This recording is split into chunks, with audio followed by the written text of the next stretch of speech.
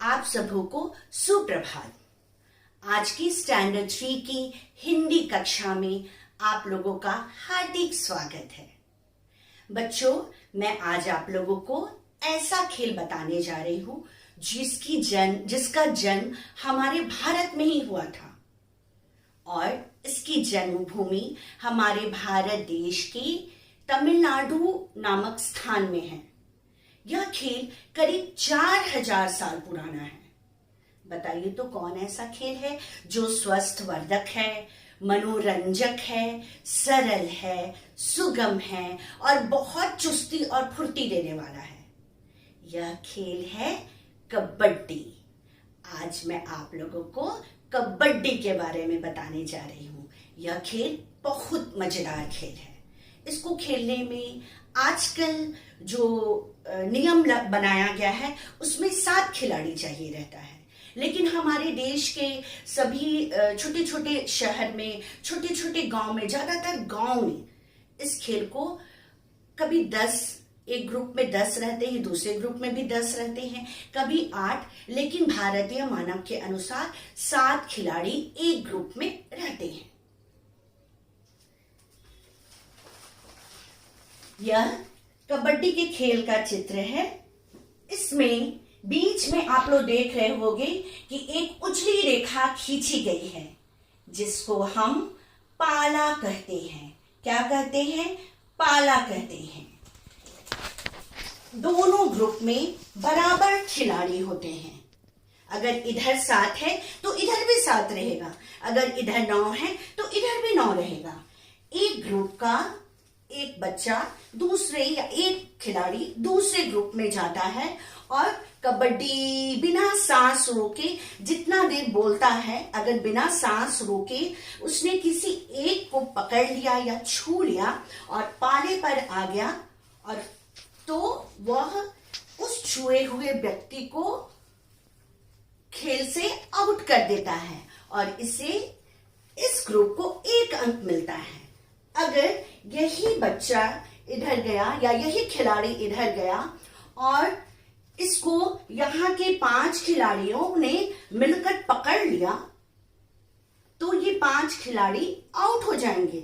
लेकिन अगर ये 5 खिलाड़ियों को से मजबूती से आगे बढ़ा और पाला को टच कर लिया तो क्या होगा? ये 5 खिलाड़ी आउट हो जाएंगे और यह जीतकर अपने ग्रुप में चला जाएगा।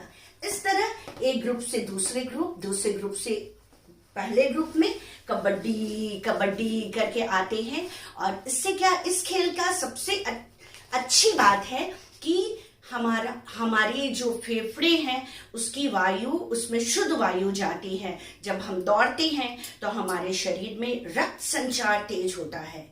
तो ये खेल हमें जरूर खेलना चाहिए। एक तो स्वास्थ्य के लिए खेलना चाहिए, मनोरंजन के लिए खेलना चाहिए और चूंकि यह हमारे भारत देश का खेल है इसलिए जरूर खेलना चाहिए।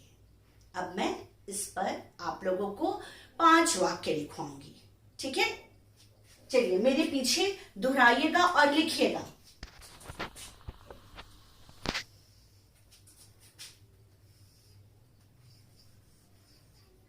कबड्डी, हम लोग बोलते हैं कबड्डी।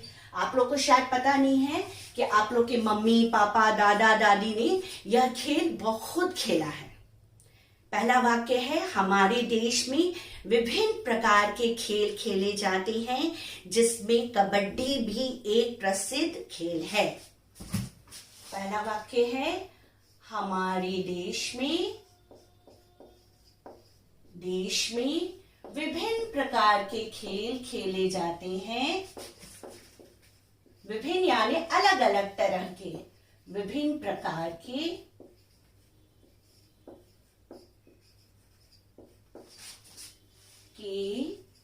खेल खेले जाते हैं।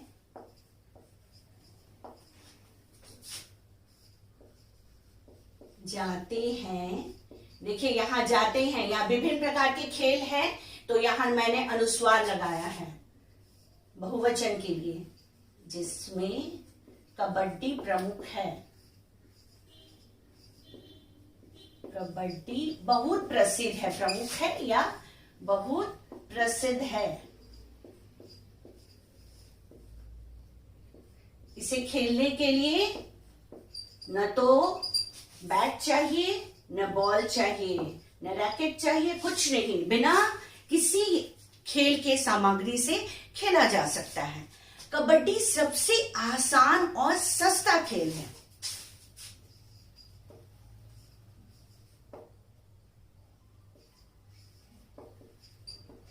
कबड्डी सबसे आसान इसीलिए कि इसमें बहुत ज्यादा रूल रेगुलेशन नहीं होता है, और सस्ता कि इसे हम कभी भी हम रेतीली भूमि में या मैदान में खेल सकते हैं, और सस्ता खेल है।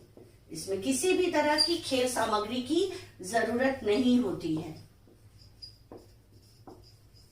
सस्ता खेल है। कबड्डी आसान और सस्ता खेल है। यह छोटे से स्थान में भी खेला जा सकता है। यह छोटे से स्थान में भी खेला जा सकता है। इसके लिए बहुत बड़ा मैदान की जरूरत नहीं है, छोटे से स्थान में भी खेल सकते हैं। मैदान के बीचों बीच एक रेखा खींच दी जाती है, एक रेखा खींच दी जाती है जिसे हम पाला कहते हैं। क्या कहते हैं? पाला कहते हैं। नंबर 4 वाक्य यहां पर है, इसे खेलने से शरीर में रक्त संचार होता है और शरीर में चुस्ती फुर्ती आती है। इसे खेलने से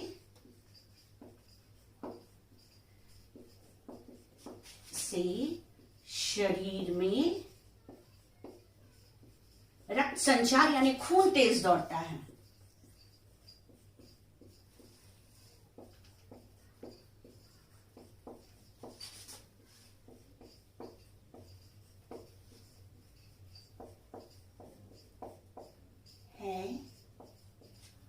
और शरीर में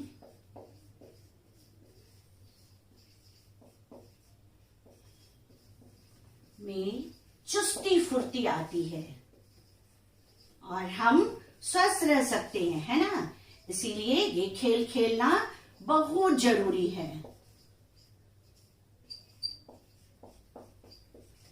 एक बार मैं पढ़ दे रही हूं ये वाक्य।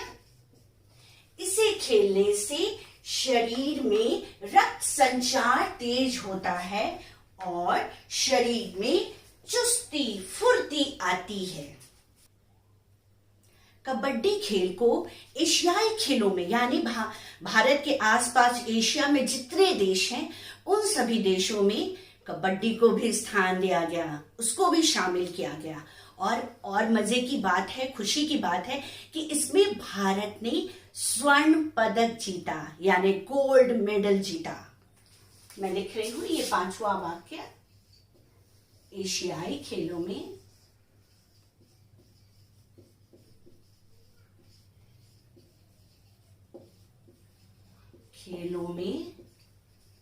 कबड्डी को भी शामिल किया गया।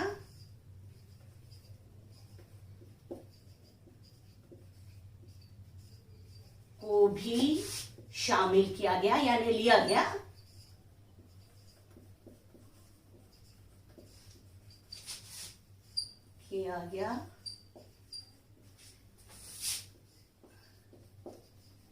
जिसमें हमारे देश भारत को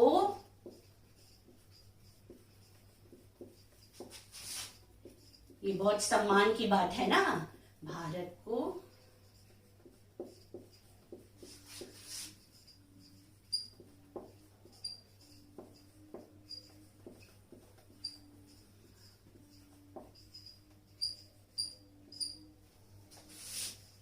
आप लोग भी इस खेल को खूब खेलिए और हमारे देश को, भारत को फिर स्वर्ण पदक दिलाइए। ये अनुच्छेद लेखन आप लोगों के वेबसाइट पर दिया गया है, इसको आप याद कर लीजिएगा, लिख कर याद कीजिएगा। हाँ, और मम्मी पापा की घर में बात मानिएगा, बड़ों का कहना मानिएगा और रोज रोज पढ़ाई कीजिएगा। धन्यवाद।